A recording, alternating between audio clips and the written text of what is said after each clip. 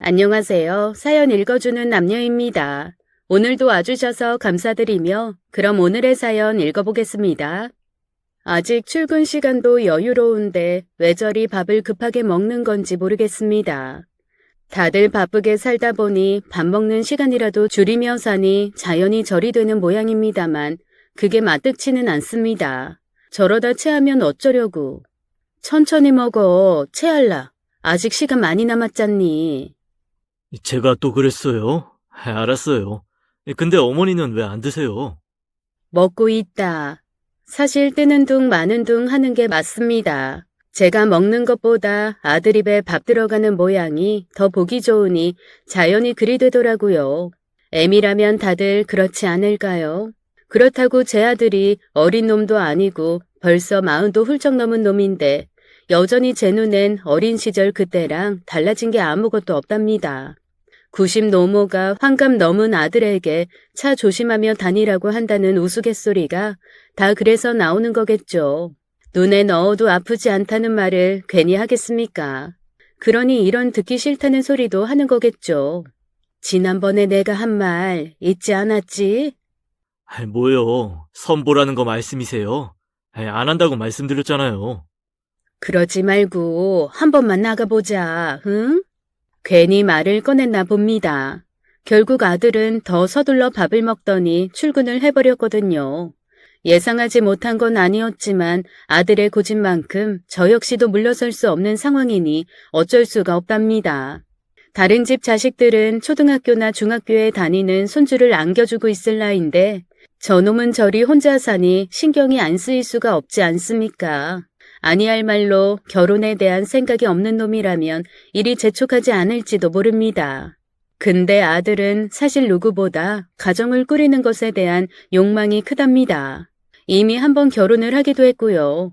물론 그 결혼의 끝이 너무 참혹하긴 했지만 아들은 그런 결혼마저도 어떻게든 유지해보려고 용을 썼던 아이였습니다. 그 생각을 하니 또 미안하고 울적하고 그러네요. 전부는 아니지만 아들이 말도 안 되는 결혼 생활을 어떻게라도 끌고 가려고 했던 이유 중 가장 큰 것이 저 때문이었거든요.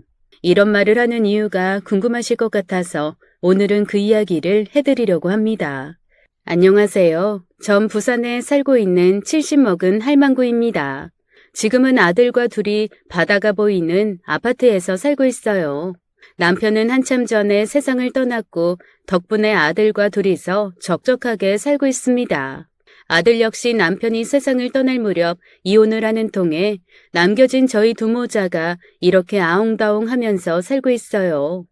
어미는 사별에 아들은 이혼으로 인해 홀로 남겨진 두 사람이 같이 사는 모양새가 왠지 처량하다 싶으실 수도 있겠지만 그래도 행복하다고 생각하며 사는 중입니다.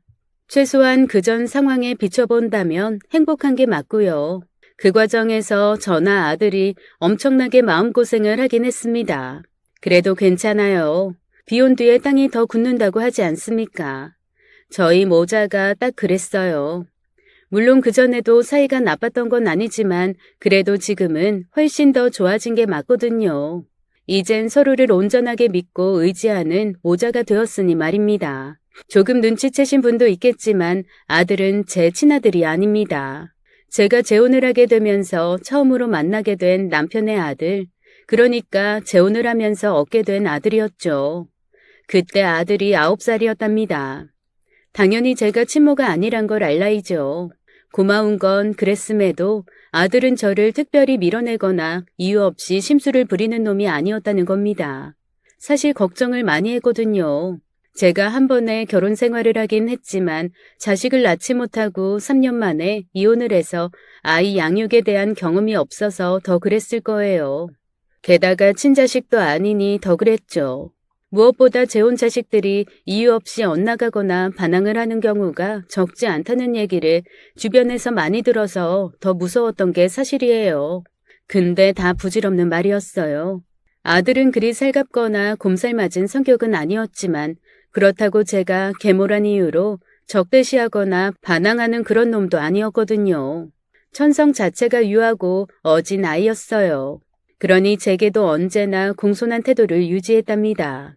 그게 제게 마음을 다 열었다는 의미는 아니지만 그래도 사람들이 볼 때 크게 문제가 없어 보이는 사이였던 건 분명해요. 제가 노력한 것에 비하면 만족스러운 정도는 아니었지만요. 다른 건 몰라도 제가 아들한테는 진짜 최선을 다했어요. 계모가 아니라 친엄마라 생각하고 살았다는 뜻입니다. 계모들이 재혼 자식의 마음을 얻기 위해 너무 오냐오냐 하는 것도 하지 않았을 정도로 전 진짜 제가 친엄마겠거니 하면서 살았어요. 혼낼 상황이라면 혼을 냈고 칭찬하고 감쌀 상황에서는 그렇게 했어요. 친엄마라면 했을 그런 일들을 했다는 뜻입니다. 그렇게 자연스럽게 모자로서의 관계를 구축해 나갔어요. 아무리 그래도 하늘이 맺어준 사이는 아니니 조금은 어색한 부분이 없진 않았겠죠. 그 어색함을 날려버린 일이 아들이 군대 시절에 일어났습니다. 당시 최전방 부대로 갔던 아들이 훈련 도중에 크게 다치는 일이 생겼어요. 다리가 부러진 거였는데 상황이 많이 심각했죠. 의사 말로는 복합 골절이 심해서 자칫 잘못하면 영구적인 손상을 입을 수도 있댔으니까요. 다행히 치료가 잘 돼서 그런 일은 일어나지 않았어요. 지금도 아들이 가끔 그런 말을 해요. 그때 제가 아니었다면 지금 자기가 다리를 절고 있었을 수도 있다고요. 말이 안 되는 소리죠. 제가 의사도 아니고 간호사도 아닌데요. 모든 건 그분들이 힘써주셔서 얻은 결과임에도 아들이 그런 말을 하는 건 제가 당시 하던 일을 내팽개치고 전적으로 아들 간호에 매달려서일 거예요. 주변 사람들이 놀랄 정도로 헌신적으로 간호를 했거든요. 지금은 아들 출근 후 할 일 없이 바닷가 산책이나 하는 게 전부인 할망구지만 제가 남편 죽기 전까지는 어엿한 유치원 원장이었답니다. 아들이 다쳤을 때도 그 일을 하고 있었고요. 근데 제가 아들이 다쳤다는 소식을 듣자마자 일도 내팽개치고 아들한테 달려갔어요. 당연한 거였습니다. 아들이 다쳤다는데 그것도 병신이 될지도 모를 만큼 다쳤는데 한가롭게 일손이나 잡고 있을 엄마가 어디겠어요. 따지고 보면 운이 좋았죠. 군인이 다치면 보통은 군인병원에 들어가는데 아들은 민간병원에서 치료를 받을 수 있었답니다. 아무래도 상태가 심각하기도 했고 아들이 전역을 얼마 남겨두지 않은 시점이어서 그러기도 했나 보더라고요. 저야 뭘 아나요. 가능한 건지는 모르겠지만 아들이 군인 병원에 있었다 해도 어떻게든 찾아갔을 겁니다. 그만큼 전 아들에 대한 애정이 깊었으니까요. 이러니 저러니 해도 당시 아들을 15년 가까이 키운 때였어요. 아들은 몰라도 저는 아들이 제 친자식이라고 생각했으니 그럴 수밖에 없었죠. 원장이 몇 달 동안 제대로 일을 하지 않는 통에 선생님들이랑 부원장이 많이 고생을 했지만 그런 것까지 신경을 못 쓸 만큼 제겐 아들이 소중했답니다. 아침에 유치원에 잠깐 들러 결제할 것만 처리하고 나면 바로 병원으로 가서 하루 종일 아들 수발을 들었어요. 아들이 그럴 필요 없다며 저를 말렸지만 그건 아들 생각이고요. 제가 볼 땐 챙길 것 천지였거든요. 뭐 극성맞은 엄마처럼 보였을 겁니다. 그래서 병실의 다른 누구도 제가 계모라고 생각하지 않았어요. 나중에 많이들 친해져서 이런저런 얘기를 할 수 있게 되면서 제가 그 사실을 밝혔을 때 다들 꽤나 놀라실 정도로 전 아들 간호에 최선을 다했어요. 그때까지 저희 사이가 조금이나마 남아있었을지 모르는 벽이 깨진 게 바로 그때였어요. 그 전까지는 어땠는지 모르지만 그땐 아들이 20대였잖아요. 성인이 된 만큼 생각도 많이 자란 때였고요. 하루 종일 병실 침상에 누워 하는 거라곤 생각뿐이던 때였으니 당연히 제 생각도 많이 했을 겁니다. 친모도 아닌 계모가 그러는 걸 보며 비로소 저를 온전히 받아들여 주었어요. 그렇게 보면 아들의 사고가 마냥 무가치했던 것만은 아니었죠. 아무튼 그 일 이후 아들은 정말 저를 친모처럼 생각해 주었답니다. 가끔은 퇴근길에 불쑥 꽃을 들이밀며 저를 감동하게 해준 놈이었어요. 진짜 엄마가 된 기분을 만끽하게 해준 아들이 변한 건 결혼을 하고 나서였답니다. 처음 아들이 결혼을 할 여자라며 데리고 온 며느리를 보고 좀 묘했어요. 제가 시어머니가 된다는 사실도 컸겠지만 일단 관상이 좀 걸렸달까요? 제가 특별히 관상을 볼 줄 아는 건 아니었지만 그래도 반관상쟁이 정도는 되거든요.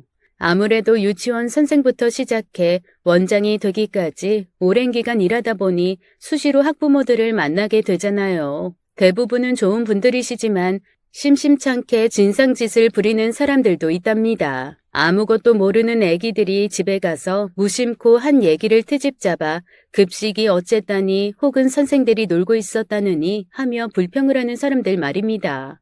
며느리가 꼭 그런 사람들 인상이더군요. 그렇다고는 해도 제가 그 이유로 반대할 수는 없었죠. 관상이 나쁘니 결혼하지 말랄 수는 없지 않습니까? 무엇보다 아들이 함께하고 싶다는데 그걸 막을 이유도 없었고요. 그렇게 아들이 평생의 반려자를 맞았습니다. 우리 부부는 누구보다 뜨겁게 아들의 행복을 빌었어요. 그럴 수밖에 없었어요. 아들이 그런 말을 한 적이 있었답니다. 아마 군대를 제대하고 오랜만에 가족이 함께 떠난 여행에서였어요. 전 좋은 가정을 꾸리고 싶어요. 좀 다투기도 할 거고, 때론 감정이 상하는 순간이 있겠지만, 제가 더 많이 참고 더 많이 사랑해줘서 나중에 제 아이가 태어나면 부모의 그런 모습을 보고 배울 수 있게요. 제가 술이 좀 됐나 봐요. 주무세요. 그때 보인 아들의 모습을 기억합니다. 덤덤히 말했지만 결연한 모습이었어요. 이유를 모르진 않습니다. 이유가 뭐였든 아들은 부모의 이혼을 받죠. 제겐 다행인지 모르지만 아들의 친모는 이혼 후 더 이상 아들을 찾지 않았습니다. 그게 남편과 사전에 이야기가 된 건지 혹은 자신의 의지인지는 모르겠어요. 듣기로는 남편보다 빨리 재혼해서 아이를 낳고 다른 가정을 꾸렸다더군요. 거기서는 화목했던 걸까요? 그래서 그 평온을 깨고 싶지 않아 아들을 다시 보지 않는 건지는 모르겠습니다만 그게 아들에게는 적잖은 충격이었겠죠. 제가 그 공백을 메꾸려고 노력했지만 온전히 메워지지는 않았을 거고요. 어린 나이라 해서 감정이 없는 것도 생각이 모자란 것도 아니잖아요. 아들에겐 오랜 시간 그때 느낀 상처들이 쓰리고 아팠을 겁니다. 그래서 자신이 만들 가족은 그런 상처가 없는 곳이기를 바랬을 거고요. 아들의 말은 그런 의미였어요. 아들이 알면 안 되지만 저 사실 아들이 어릴 적에 종종 아이의 일기장을 훔쳐봤거든요. 아이가 무슨 생각을 하는지 궁금해서였어요. 대부분은 그 나이 또래 아이들이 적게 마련인 글들이었지만 때론 보고 나서 한동안 저를 울게 만든 일들도 있었답니다. 저 때문에 벌어진 일이었는데요. 어떻게 알려진 건지는 몰라도 제가 아이의 친모가 아니란 걸 친구들이 알게 됐나 봐요. 초등학교 3, 4학년 아이들은 그렇잖아요. 자신이 한 말이 상대에겐 상처가 되는지 아닌지도 모르면서 막 내뱉을 때가 있죠. 그런 경우였어요. 제가 계모라면서 콩쥐가 어쩌니 하는 말들을 했나 봐요. 그 아이들은 재미로 한 말이겠지만 저희 아이는 그 말이 큰 상처였나 보더라고요. 제가 잘하고 못하고의 문제가 아니었어요. 아이는 자신에게 그런 일이 일어난 것만으로도 충분히 힘들었던 거였죠. 그런 생각들을 오래도록 품고 있다가 마침내 결혼으로 그 뜻을 펼치려던 거였어요. 이혼 없는 가정, 부모의 싸움을 보지 않아도 되는 가족, 아이가 꿈꾸던 거였죠. 그래서 아들이 참 많이 참았습니다. 물론 처음엔 그런 사실조차 몰랐어요. 사랑해서 한 결혼이니 마냥 행복할 줄로만 알았죠. 아들의 성격상 웬만한 불화가 있다 해도 그걸 제게 말할 리도 없었고요. 실상이 뭐였건 아들은 결혼과 함께 가정에 충실하려고 노력했답니다. 그걸 너무 잘하는 저였으니 저도 거기에 조금이라도 힘이 되어주려고 했고요. 근데 그게 쓸데없는 오지랖이었더군요. 아들의 신혼집은 저희 집에서 10여 분 정도에 있는 아파트였어요. 그리 멀지 않은 곳이니 마음만 먹으면 자주 갈 수도 있었지만 그러질 않았어요. 시어머니란 사람이 아들 좋다는 이유로 신혼집을 자주 가는 게 소위 말하는 시집살이의 대표적 사례라는 걸 잘 알았으니까요. 그래도 아주 안 갈 수는 없었죠. 가장 큰 이유는 역시나 음식이었어요. 세상 모든 아들에게 가장 맛있는 음식이라면 당연히 엄마표 음식 아닐까요? 더군다나 요즘처럼 젊은 처자들이 음식 만들기에 익숙하지 않은 세상이면 더 그럴 겁니다. 아들도 가끔 제 집에 오면 그 비슷한 말을 하기도 했고요. 그래서 바쁜 와중에도 종종 반찬을 만들어서 날라답니다. 그래도 집에 들어가거나 그런 건 아니에요. 경비실이나 혹은 집 앞에 메모를 곁들여 가져다 놓는 걸로 대신 했거든요. 그 정도는 괜찮을 거라고 생각했어요.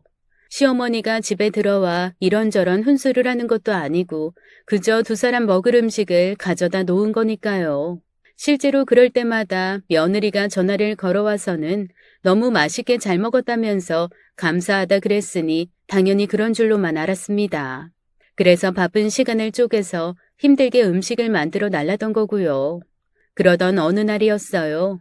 그날도 어김없이 유치원이 끝나기를 기다렸다 아들이 좋아하는 반찬 몇몇을 해서 아들 집 문 앞에 놔두고는 나왔습니다.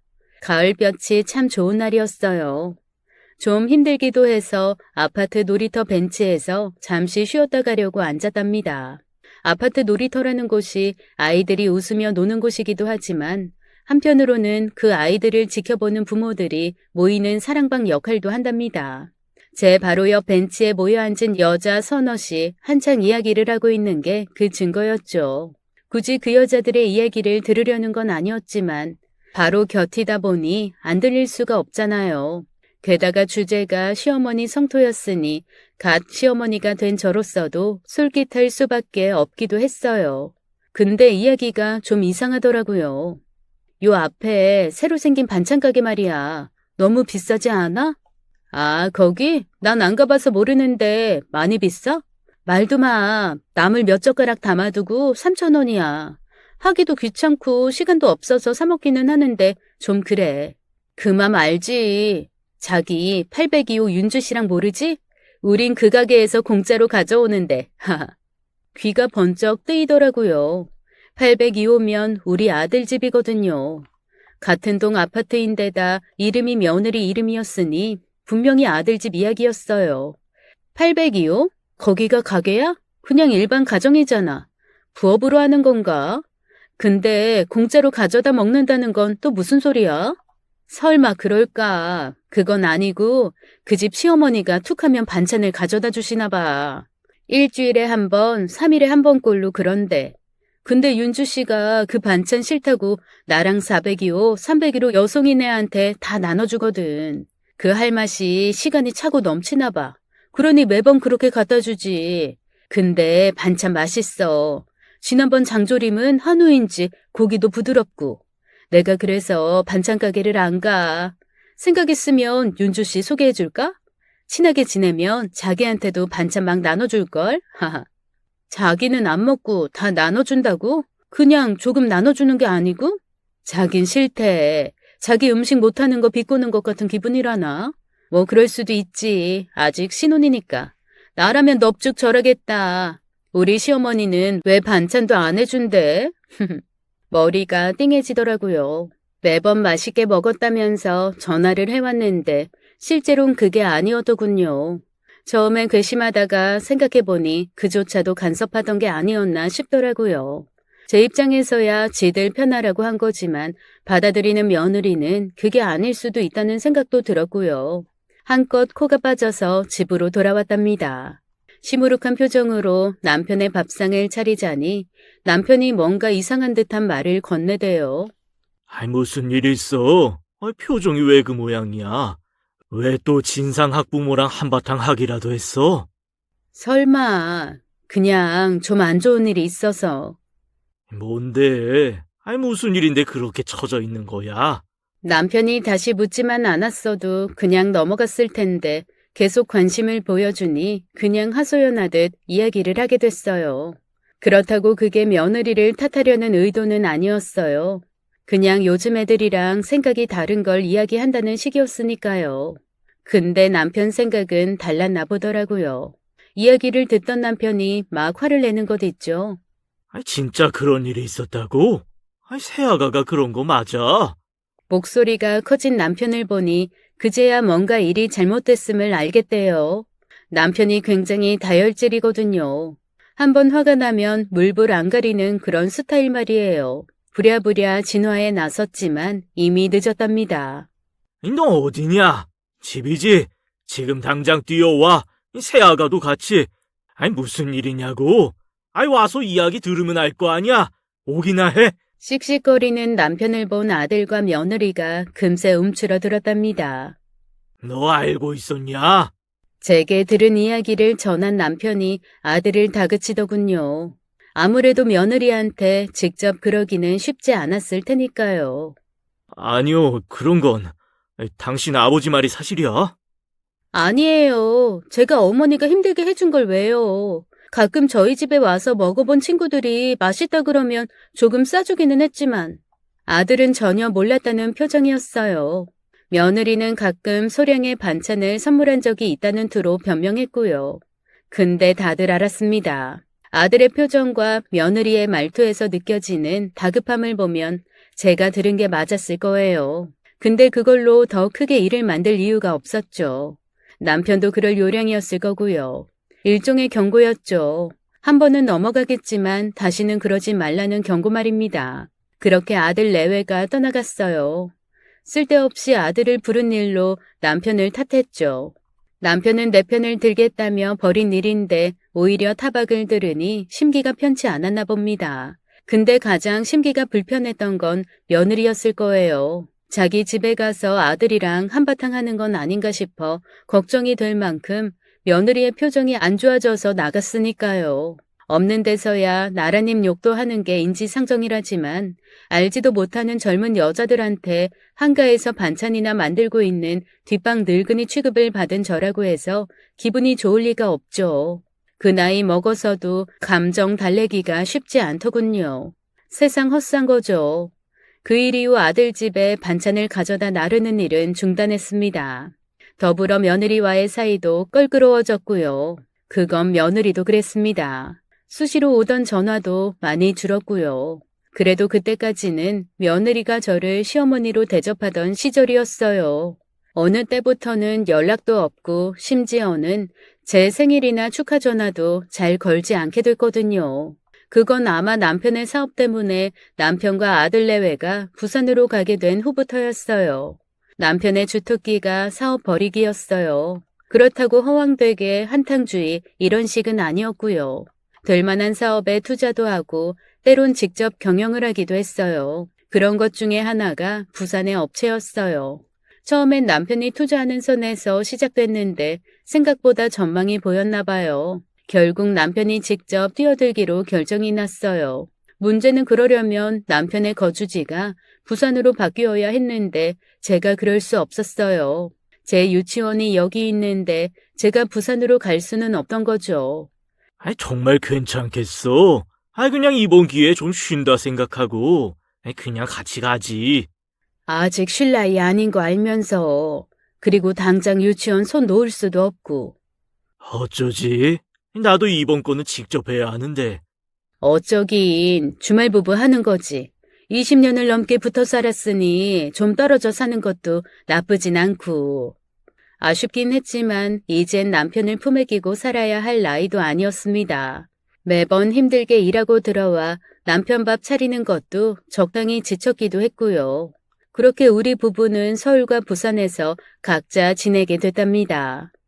나 없다고 늦게 돌아다니지 말고, 괜히 헛바람 들면 혼난다. 내가 그럴 사람이야? 아니지. 이번 기회에 그래 볼까? 남편은 그렇게 엄포를 놓았습니다. 말이 안 되는 소리죠. 내일 모레 60인 제가 헛바람이라뇨. 근데 남편은 아니었더군요. 너무도 실망스러운 일이었습니다만 사실 남편이 그럴 거란 상상은 못했어요. 아무튼 그렇게 남편이 부산으로 내려갔고 뒤를 이어 아들 내외도 부산으로 가게 되었습니다. 당시 아들이 다니던 회사가 여러 이유로 휘청거렸어요. 그걸 안 남편이 아들을 자기 회사로 불러들였답니다. 남편으로선 회사에 믿을 만한 사람이 생기는 일이었고 무엇보다 언젠가는 아들에게 회사를 물려주고 싶은 마음도 있었으니 일종의 경영 수업을 겸해 아들을 불러들인 거였어요. 고민 끝에 아들이 부산으로 가기로 했답니다. 아버지도 안 계시고 저도 없는데 괜찮으시겠어요? 아이고, 누가 보면 내가 네 자식인 줄 알겠다. 당연히 괜찮지. 그러는 너야말로 연고도 없는 곳으로 가는 건데 새아기는 괜찮다디? 근데 집사람이야 뭐. 아무튼 종종 올라와서 뵐게요. 항상 건강 조심하시고 가끔씩 부산에도 오세요. 서운하긴 해도 어쩝니까? 다 아들을 위해서 내린 결정인데요. 근데 며느리가 그리 선뜻 부산으로 따라간 건 아니었을 겁니다. 서울 토박이인 며느리는 서울에서 사는 게 가장 좋다는 아이였으니까요. 근데 생각외로 며느리가 부산에 잘 적응하는 눈치더라고요. 한동안 대면대면 하던 남편과의 사이도 회복된 듯 보였고요. 시간이 약이라는 말이 괜히 있는 게 아니더라고요. 처음엔 부산이 싫다는 식으로 이야기하던 모양이었는데요. 한 3년 지나자 서울 못 오겠다는 식으로 이야기하곤 했답니다. 아들과 남편이 미주알 고주알 다 말하는 사람들은 아니었지만 그래도 이야기를 하다 보면 조금씩 알게 되니까요. 좋은 일이죠. 물론 세 사람한테만요. 저는 아니었어요. 서울에서 부산이 3시간이면 간다며 종종 볼 거라던 남편의 말은 공수표였어요. 처음엔 그래도 한 달에 2번은 보며 살았는데 2년 정도 흐르니 진짜 명절에나 볼 수 있는 지경이 됐거든요. 그나마 전화 통화를 하긴 했지만 그렇게 되자 기분이 좀 이상해지더라고요. 게다가 더 안 좋았던 건 며느리와의 관계였어요. 부산으로 간 며느리가 남편과의 사이를 회복한 대신 저와는 갈수록 멀어졌거든요. 가끔 일이 있어 전화를 해도 안 받기 일쑤였고요. 제 생일이나 명절에도 절 찾지 않았을 정도였어요. 너무 서운한데 그걸로 타박을 주면 더 사이가 나빠질까봐 그러지도 못했어요. 사실 며느리를 못 보는 건 참을 수 있었어요. 근데 아들을 못 보는 건 정말 괴로웠어요. 친아들은 아니지만 제겐 친아들이나 다를 바 없는 아이였으니까요. 조금씩 생각이 많아졌어요. 어차피 모든 문제는 제가 남편과 떨어져 살면서부터 생긴 문제였죠. 그 말은 제가 남편과 함께 살게 되면 해결될 수 있다는 뜻이었죠. 제 평생을 바친 유치원 때문에 잠시 포기했지만 그게 가족보다 소중할 수는 없었어요. 사실 전 죽을 때까지 유치원을 운영할 생각이었답니다. 그래서 남편을 따라 내려가지 않은 거였죠. 근데 그 때문에 가족과의 관계가 위협받는 것을 보니 그 생각이 흔들릴 수밖에 없었어요. 그래도 쉽게 결정을 내릴 수는 없었어요. 여기까지 오기까지 갖은 고생을 다했으니 쉬이 놓기가 힘들었던 거죠. 하루 저녁에도 생각이 오가니 남편의 생각이 듣고 싶어졌어요. 저 솔직히 남편이 좋아할 거라고 생각했어요. 저보고 처음부터 같이 가자던 사람이었으니까요. 나야 좋지만 당신 말대로 유치원 일 놓기가 아쉽지 않을까? 조금 더 생각해봐. 그리고 어쩌면 내가 이제 그만둘 수도 있고 진영이가 이젠 제법 일태가 나. 아니 어차피 진영이 물려줄 거였으니 그걸 조금 앞당긴다고 해도 이상하지도 않고. 아니 그러니까 너무 성급하게 결론 내리지 말고 여유를 갖고 생각해보자. 의외였어요. 전 그게 저를 생각해서 하는 말이라고 생각했어요. 제가 유치원에 얼마나 애정이 큰지 남편은 잘 알고 있었으니까요. 근데 그게 아니었던 거죠. 참 바보 같았어요. 꼭 남편의 말이 아니더라도 성급히 판단을 내릴 문제가 아닌 건 분명했어요. 어쩌면 제가 가족들을 자주 못 보는 데서 오는 일종의 우울감에 시달리는 건 아닐까 싶더라고요. 그렇다면 일단은 가족을 보는 게 필요했죠. 말도 없이 부산으로 향했답니다. 미리 연락하지 않고요. 깜짝 놀래켜줄 생각이었어요. 오랜만에 가족들을 볼 생각에 얼마나 설렜는지 몰라요. 그렇게 기차에서 내려 남편 집으로 가서 벨을 눌렀습니다. 근데 남편이 없더라고요. 정확히는 남편이 그 집에서 살지 않았답니다. 너무 이상했어요. 남편이 이사를 간다는 말을 하지 않았거든요. 바로 전화를 했죠. 근데 전화를 안 받지 뭐예요? 서너 번 해도 안 받는 걸 봐서는 급한 일을 하나 싶었어요. 그래서 바로 택시를 타고 아들 집으로 갔어요. 사실 남편보다는 아들이 더 보고 싶었거든요. 아직 아들이 집에 오기는 이른 시간이었지만 그렇다고 회사로 찾아갈 수는 없는 일이었죠. 아들은 없어도 며느리는 있을 테니까요. 부쩍 서먹해진 사이긴 해도 그렇다고 못 볼 사이도 아니었죠. 근데 며느리 역시 집에 없더라고요. 전화를 할까 하다 모처럼 부산에 왔으니 아들 사는 곳 근처도 둘러보자 싶어 아파트 주변을 맴돌았어요. 그러다 아들 오는 시간에 맞춰 들어갈 생각이었죠. 부산은 서울과 많이 다른 느낌이더라고요. 보이는 풍경도 그랬고 사람들의 말투 역시 제가 들어온 것과는 달랐으니까요. 그렇게 시간을 보낼 쯤이었어요. 멀리서 며느리가 오는 걸 봤답니다. 반가운 마음에 인사를 하러 달려갔어요. 근데 며느리 혼자 오는 게 아니대요. 뭐랄까 좀 경박한 느낌이 나는 40대 여자였어요. 아가야, 너 이제 오니? 어머니가 여긴 어쩐 일로? 생각지도 않게 저를 만나니 며느리가 놀라는 것도 당연했죠. 근데 놀란 건 며느리뿐만이 아니었답니다. 며느리가 팔짱을 끼고 있던 그 여자 역시 놀라했거든요. 그러고 보니 두 사람이 참 다정해 보이더군요. 팔짱을 끼고 이야기를 하던 모습이 증거였죠. 아무래도 많이 가까운 사이 같았습니다. 그렇게 됐다. 옆에 분은 잘 아는 분이세요. 같이 밥 먹고 오는 길이라. 그렇구나. 안녕하세요. 저 이 아이 시어미 됩니다. 예. 윤주야, 나 먼저 갈게. 그럼 잘 쉬다 가세요. 아닙니다. 저 때문에 괜히 괜찮으시면 차 한잔 하고 가세요. 아닙니다. 여자가 황급히 떠나더군요. 그 덕에 며느리와 단둘이 남았고요. 오랜만에 봐서인지 참 서먹서먹했답니다. 그간 연락도 잘 안 한 게 괘씸했지만 그런 내색을 할 수도 없었죠. 안 그래도 시어머니 유세한다는 이유로 서먹해진 건데 거기다 불을 지필 수야 없으니까요. 제가 며느리와 사이가 안 좋으면 힘들어지는 건 아들인 걸 뻔히 아니 마음에 안 들어도 참고 또 참을 밖에요. 근데 아무리 곱게 봐주려고 해도 쉽지가 않더군요. 연락도 없이 어쩐 일이세요? 제 마음이 삐뚤어진 거였을까요? 며느리가 제가 온 걸 못마땅해 하는 눈치를 단박에 알 수 있었습니다. 그러니 제 말인들 고왔을까요? 내가 못 올 때 온 것도 아니고 그리고 오랜만에 봤으면 반가워야 해야 하지 않니? 안 반갑다기보다는 놀라서 그렇죠. 그리고 아무리 아들 집이라고 해도 오기 전에 연락하는 건 예의라고 생각해요. 기가 차더군요. 딱히 틀린 말은 아니지만 그래도 시어머니한테 하는 말치고는 너무 가시가 돋친 어투였답니다. 연락을 하면 받긴 하고 너 지난 내 생일에 전화 한 통이라도 했니? 좀 바빠서요. 전화야 진영 씨가 했을 거고. 안 그래야 했는데 계속 삐딱하게 나오니 저 역시도 그러게 되대요. 조금이라도 더 나이 먹은 제가 참아야 했는데 그게 안 되었습니다. 다 제가 부족한 거였죠. 진영이가 전화하면 너는 안 해도 되는 거니? 네 말대로 예의란 게 있지 않니? 며느리가 돼서 시어머니 생일에 전화 한 통 하는 게 예의 아니니?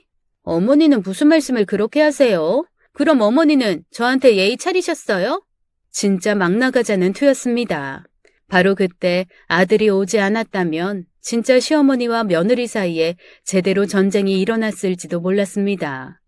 어머니, 일을 끝마치고 집에 들어오던 아들이 저를 보며 놀라대요.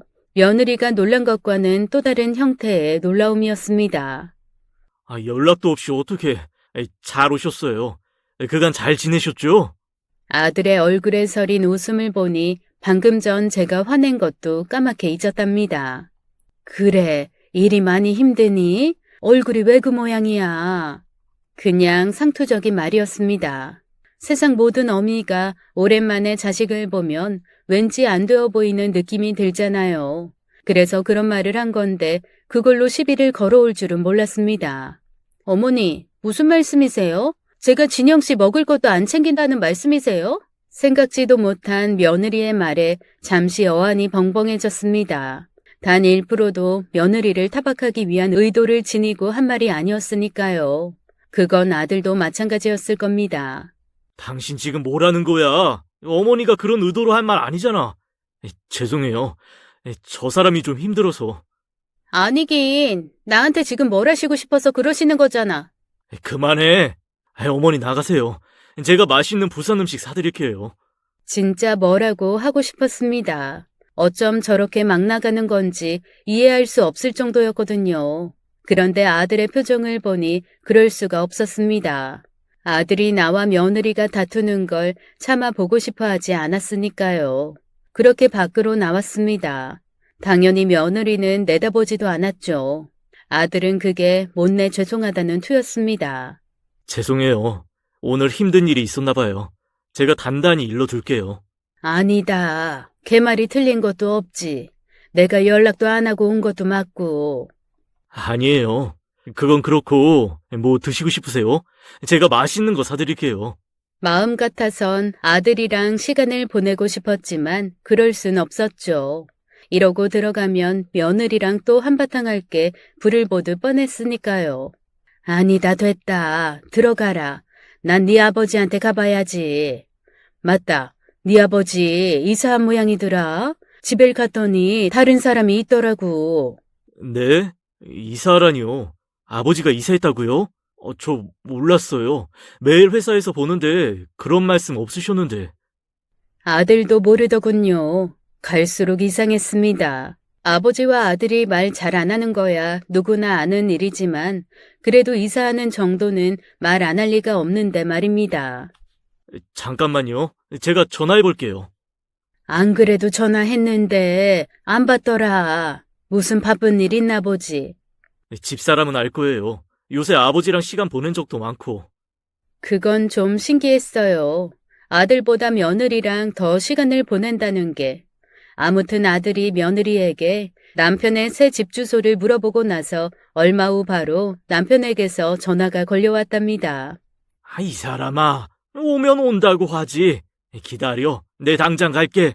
더 이야기하고 싶었지만 그거야 오면 물어볼 일이고 지금 당장은 아들을 돌려보내야 했어요. 아버지 금방 오신다니 넌 들어가라. 들어가서 새아가랑 다투지 말고. 다투긴요. 걱정 마세요. 죄송해요. 죄송하긴 뭐가 죄송해. 연락도 없이 온 애미 잘못인걸. 알았지? 새아기랑 다투지 마. 얼른 들어가. 그런다고 들어갈까요? 결국 남편이 저를 데리러 와서야 아들이 집으로 향했답니다. 들어가는 아들의 축 처진 어깨를 보는데 마음이 너무 안 좋았어요. 도대체 어떻게 사는 건지 걱정이 안 될 수가 없더라고요. 나중에 안 거지만 아들이 정말 노력을 많이 했더라고요. 며느리가 얼토당토 않은 일로 아들에게 소홀했음에도 아들은 자기 말대로 가정을 지키기 위해 참고 또 참기만 했으니까요. 그게 또 제 맘을 아프게 했답니다. 그러나 그때는 그런 생각을 못했어요. 아이고, 장여사. 오랜만이네. 진짜 그러네. 당신이 안 오니 그런 거잖아. 그리고 참, 이사를 했으면 말을 해야지. 그것도 모르고 엄한 집 간 거잖아. 진영이도 모르더라. 왜 말을 안 해? 말한다는 게 깜빡했어. 그리고 당신한테도 말 안 한 건 말이지.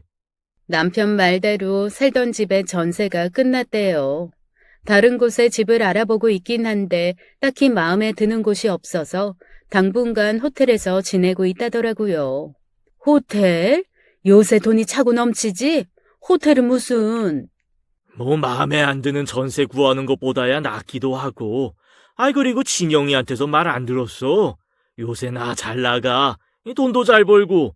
그깟 호텔 얼마나 한다고. 알고 있었습니다. 섬처럼 고립된 생활을 하는 저지만 오직 한 명, 아들만은 수시로 저와 소통하고 있었어요. 남편 말대로 남편 회사는 기대 이상의 성공을 거두고 있었습니다. 덕분에 눈코 뜰 새 없이 바빠졌고 그런 이유로 서울에 잘 오지도 못했거든요. 남편이 돈을 잘 벌고 있다는 증거는 또 있었습니다. 하긴 얼마나 잘 벌었으면 며느리 차를 다 사줬을까? 그것도 외제차라며? 마누라 차나 좀 바꿔주지. 당신이야 걸어서 출근하는데 무슨 차가 필요해? 왜? 차 바꾸고 싶어? 말만 해. 벤츠로 뽑아줄까? 일이 잘 되어서인지는 몰라도 남편이 그렇게 밝을 수가 없더군요. 좋은 일이죠. 그러고 보니 옷차림도 부쩍 젊어졌더군요. 그 옷은 또 뭐야? 뭐 잘 보일 사람이라도 있어? 예끼 이 사람아. 잘 보일 사람이 어딨어. 그냥 나이 드니 젊게 입고 싶어지더라고. 왜 이상해? 그런 건 아니고. 암튼 빨리 집 구해. 호텔에 돈 퍼붓지 말고. 알았어. 가자. 맛있는 거 먹어야지. 누가 그 아비의 그 아들 아니랄까봐. 그래, 먹어보자. 부산엔 얼마나 맛있는 게 많길래 그러는 건지 직접 확인해 봐야지. 간만에 남편이랑 데이트를 하는 기분이었어요. 맛있는 회에 술, 그리고 알딸딸하게 취해서 호텔에서 자기까지 하니 마치 예전 연애 시절을 떠올리게 할 정도였습니다. 행복하대요. 그럴수록 더욱 살림을 합쳐야 하는 생각이 커졌습니다. 그런데 그럴 수가 없었어요. 그로부터 반년가량 지나 제가 생각을 거의 굳힐 무렵이었어요. 말도 안 되는 소식을 들어야만 했답니다. 진영아, 정말이니? 정말 그래? 잔뜩 굳은 표정의 아들이 고개를 숙였습니다. 남편 역시 침통한 표정이었고요. 네, 이미 많이 퍼져서 수술조차 힘드시대요. 그래도 방법을 찾아봐야죠. 너무 행복하다 싶었습니다. 남편의 몸에서, 정확히는 남편의 대장에서 커다란 암덩어리가 발견되었어요. 아들 말로는 대장은 물론이고 다른 장기로까지 전이된 상태였다는 거였어요. 흔히 말하는 말기암이었습니다. 이미 손쓸 수 없는 지경이었고요. 의사들이 6개월을 넘기기 힘들다고 할 정도로 암이 몸 여기저기에 퍼져 있었어요. 다른 병원 가보자. 오진일 수도 있잖아. 그럴 거지? 이미 가봤어. 결과는 똑같더라고. 미안해. 당신이 왜 미안해. 나을 거야. 내가 그렇게 만들 거라고. 악에 받쳐 소리를 지를 수밖에 없었습니다. 어떻게 찾은 행복이고 어떻게 만든 가족인데요. 그러나 그건 그야말로 바라기였습니다.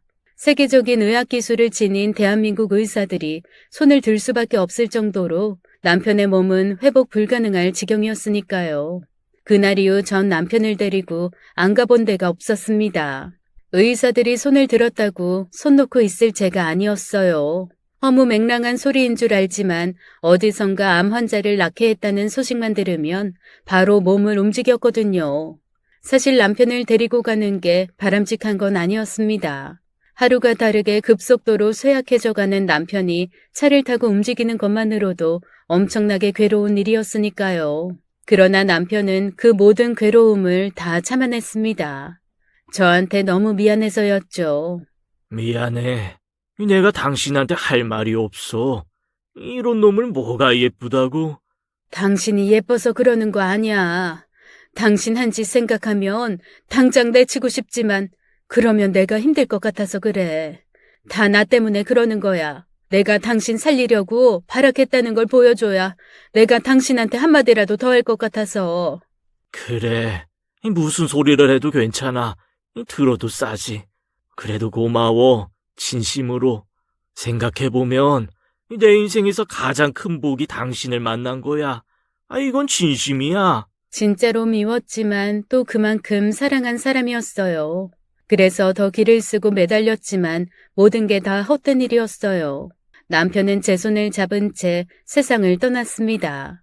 의사가 말한 6개월도 채우지 못하고요. 너무 야속했어요. 무슨 정신이 있었겠습니까만 그래도 남편의 마지막 길을 허투루 할 순 없었습니다. 남편을 찾아준 많은 조문객들과 슬픔을 나누며 보낸 다음 날이었습니다. 저희 집을 찾아온 불청객이 있었어요. 하나도 아닌 둘이었죠. 한 명은 며느리였고 또 한 명은 예전에 제가 부산에서 본 며느리의 지인이었습니다. 사실 그 인간들이 올 거란 걸 알고 있었어요. 그래서 놀라지도 않았습니다. 그 인간들이 말도 안 되는 짓을 했을 때조차 초연할 수 있었던 거죠. 지금 그게 말이 된다고 생각하세요? 당신이 뭐라고? 내가 뭐긴 강상구씨 유산 물려받을 사람이지. 그리고 당신이 뭐야? 몇 년을 자네 아버지와 함께 산 사람인데 그 정도면 자격 있지 않아? 그렇지 않니? 그랬습니다. 제가 부산에서 본 그 여자가 남편이 바람을 피운 상간녀였던 거였어요. 남편이 병에 걸리고 나서 그 사실을 고백했답니다. 자기가 나쁜 짓을 저질러서 벌을 받는 거라면서 말이죠. 그 말을 처음 들었을 땐 너무 어이가 없었지만 그렇다고 죽음을 코앞에 둔 남편을 내칠 수는 없었습니다. 잘못은 잘못이고 치료는 치료였으니까요. 무엇보다 제가 선택한 사람이었어요. 그러니 제 선택을 지켜내야만 했답니다. 참 신기한 게 이런 면은 아들과 판박이었네요. 아들 역시 자신의 선택을 지키기 위해 갖은 노력을 다했거든요. 시아버지의 상간녀와 붙어서 시아버지의 재산을 뜯어먹으려 시아버지의 상간녀와 한통속이 되어버린 며느리를 무던히도 봐준 아들처럼 말이죠. 맞아요. 경위가 뭐였건 아버님이 조 여사님에게 상속하겠다고 하신 건 맞잖아요. 조 여사님이 뭐니? 그냥 언니라고 부르라니까. 진짜 눈을 뜨고 볼 수 없는 장면이었습니다. 그 여자가 재산 뜯어먹겠다면서 꽃뱀질하는 거야 그럴 수도 있다지만 어떻게 며느리라는 애가 거기에 동참을 할 수가 있었을까요? 두 사람이 절이 된 걸 설명하자면 긴데 대충 알게 된 사연은 이랬습니다. 며느리가 우연히 시아버지의 외도 장면을 목격했답니다. 그 일로 따지니 남편이 일을 무마시킨다며 며느리에게 외제차를 안긴 거고요. 며느리는 그걸 받고 사실을 함구한 것도 모자라 그 여자를 만나 관계를 쌓기까지 했답니다. 저를 시어머니라고 생각했다면 그런 일이 가능했을 리가 없죠. 아무튼 그렇게 만난 두 사람이 너무 짝짝꿍이 잘 맞았답니다. 유유상종이었던 거죠. 참 기가 차죠. 저도 저지만 자신의 아내가 그런 짓을 벌이는 걸 보는 아들 심정이 어땠을까 생각하니 너무 분하고 화가 났답니다. 그러나 그런 감정과는 별개로 그것들 손에는 남편이 직접 써준 유언장이 있었던 건 맞았답니다. 보시면 아시겠지만 아버님이 직접 작성하신 거예요. 부산에 있는 아파트와 회사 지분 10%, 그리고 정말 남편이 써준 거였어요. 그 많은 재산을 그 여자한테 준다고 되어 있더군요. 며느리가 하는 걸로 봐선 그 여자가 받는 돈의 일부는 며느리한테 넘어갈 듯 싶었고요.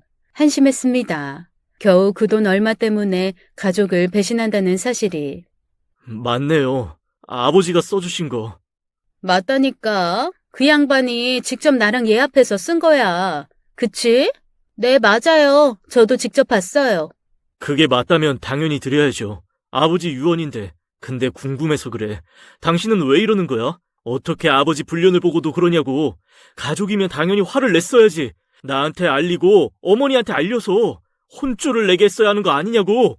그럴까도 했는데 아버님이 선택하신 거잖아. 어차피 사람 마음은 변하는 거고. 그래서 당신 어머니랑 이혼하고 저분이랑 재혼하신 건데 뭐. 한 번 한 재혼 두 번 하지 말란 법도 없고. 뭐 저분? 너 지금 어머니한테 저분이라고 한 거야?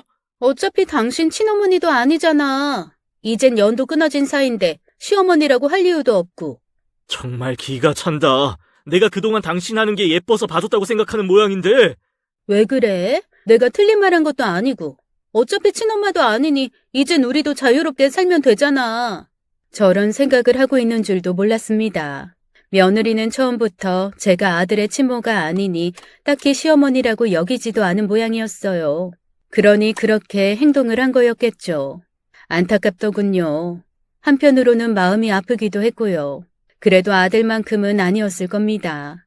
아들은 자신이 그토록 지키고 싶었던 가정을 스스로 깨트려야 했으니까요. 당신이 그간 자유롭지 않은 적이 있었어? 그래. 그게 당신이 원한 거라면 당신 소원대로 해줘야지. 이젠 연을 끊어야 하는 게 맞는 것 같아. 그치? 굳이 연을 이어가야 할 이유가 뭐야? 어차피 저 사람도 적지 않은 유산 받았으니 자기 목적은 이룬 거고. 앞으로 우리만 잘 살면 되지. 그지 여보? 우리? 누가 우리야? 자기 왜 그래? 달라진 아들의 표정에 며느리가 적잖이 당황을 하더군요. 그럴 수밖에 없죠.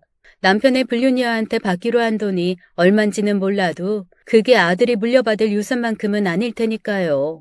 며느리한테 아들은 시아버지의 재산 거의 전부를 물려받을 최대의 물지였으니 그런 아들의 심기를 거슬리면 안 되는 거였습니다. 그렇게 생각하니 참으로 며느리가 어리석다고 여겨졌어요. 아니할 말로 아들만 잘 잡고 있어도 그 많은 재산을 다 공유할 수 있었는데 말입니다. 이거 받아. 이게 뭔데? 서류를 펼쳐본 며느리의 안색이 새파랗게 질렸답니다. 이혼 서류? 당신 왜 그래? 왜 그러긴. 연을 끊자면서. 그래서 주는 거야. 연을 끊을 사람은 내가 아니라 저 여자잖아. 닥쳐. 어디서 감히 저 여자란 말을 해.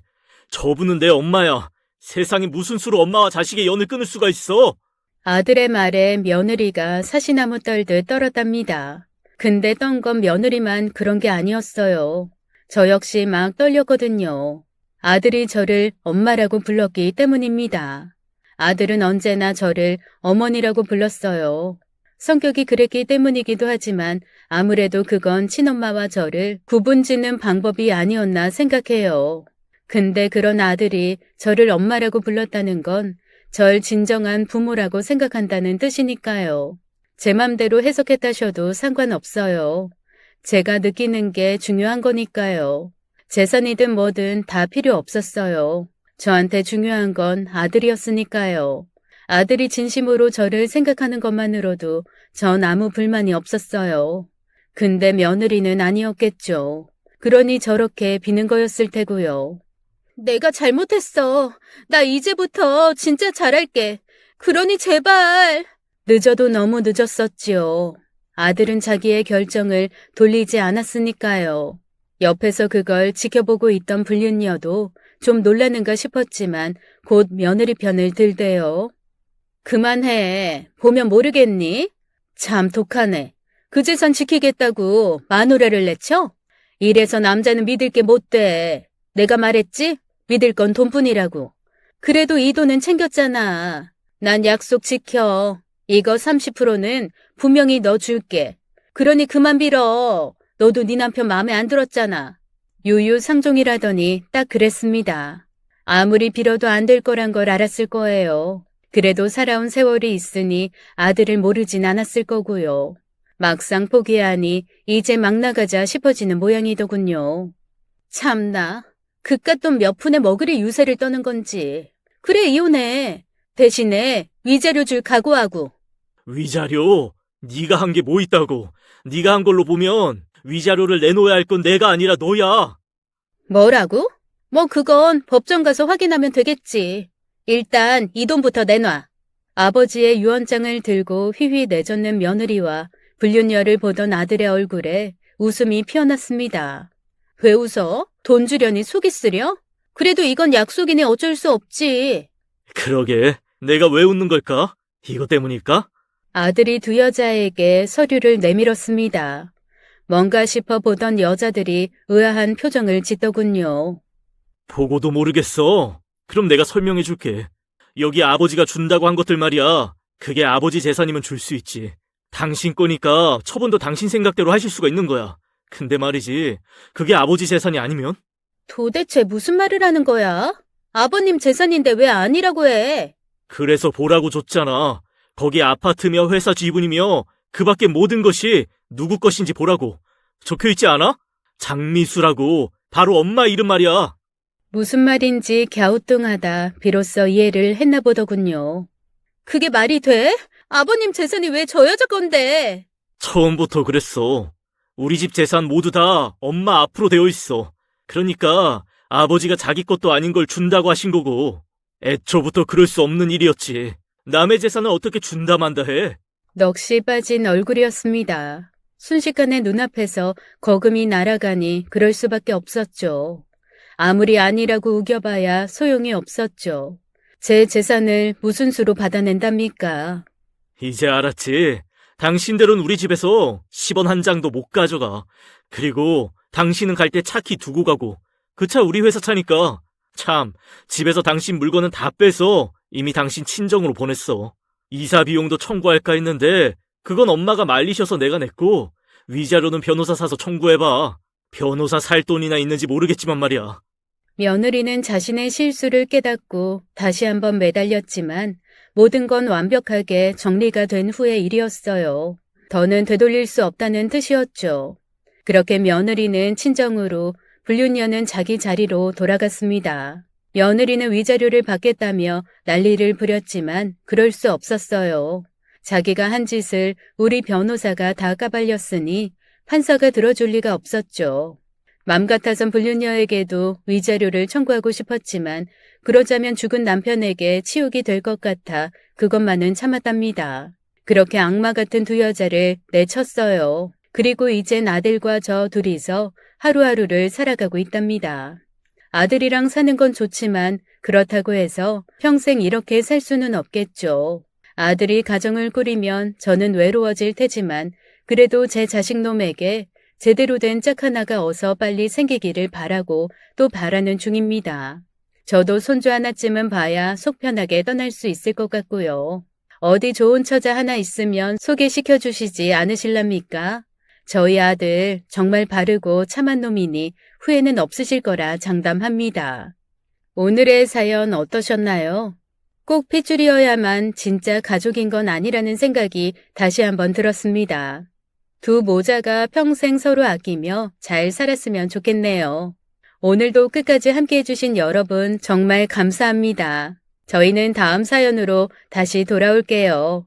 추워진 날씨에 건강 유의하시길 바라겠습니다. 감사합니다.